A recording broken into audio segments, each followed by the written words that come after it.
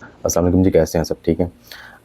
Super power صرف اللہ کے ذات ہے، یہ ثابت ہو گیا کہ جب اللہ تعالیٰ کی لاٹھی چلتی ہے تو پھر کسی کی نہیں چلتی۔ اللہ تعالیٰ کی لاٹھی بڑی بے آواز ہوتی ہے۔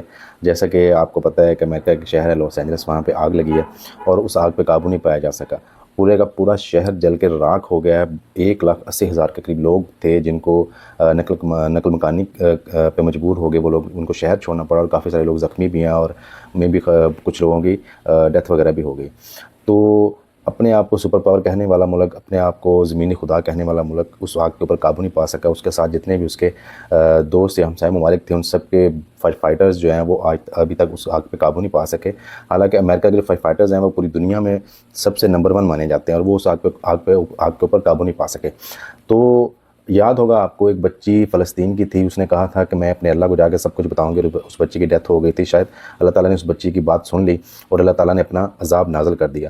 یہ سبق ہے صرف امریکہ کے لیے نہیں، ان سب لوگوں کے لیے جو لوگوں پہ ظلم کرتے ہیں، زمینی خدا بن کے بیٹھے ہیں، سب کے لیے یہ ایک سبق ہے، لمحہ فکری ہے کہ جب اللہ تعالیٰ کی ذات حساب لینے پہ آتی ہے تو پھر آپ جو مرضی کر لیں، جتنے مرضی جتن کر لیں، آپ کچھ نہیں کر سکتے، کیونکہ اللہ تعالیٰ کی لاٹھی بڑی بے آواز ہوتی ہے۔ سپر پاور صرف اللہ کی ذات ہے، اللہ کی ذات کے آگے کچھ بھی نہیں چلتا، آپ کا کچھ بھی نہیں۔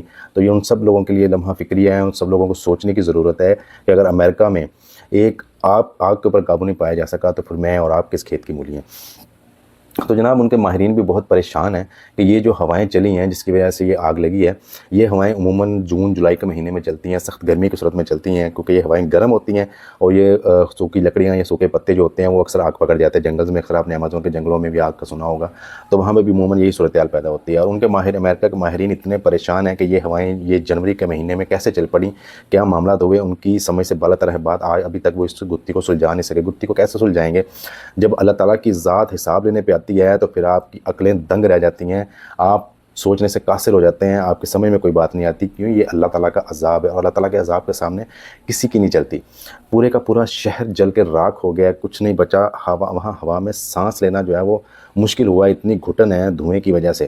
اور جناب وہاں پہ لوگ نقل مکانی پہ مجبور ہو گئے ہیں، جو سننے میں آ رہا ہے 1 لاکھ یا 2 لاکھ کے قریب لوگ وہاں سے نقل مکانی کر چکے ہیں، کافی سارے لوگ زخمی بھی ہو چکے ہیں۔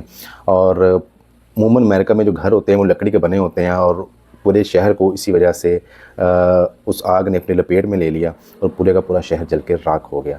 تو اللہ تعالیٰ کی لاٹھی بڑی بے آواز ہوتی ہے۔ اپنے آپ کو سپر پاور کہنے والا ملک، اپنے آپ کو زمینی خدا کہنے والا ملک، صرف ایک چھوٹی سی آگ جو اللہ تعالیٰ کے عذاب کی وجہ سے لگی ہے، اس کے سامنے بے بس ہو گیا۔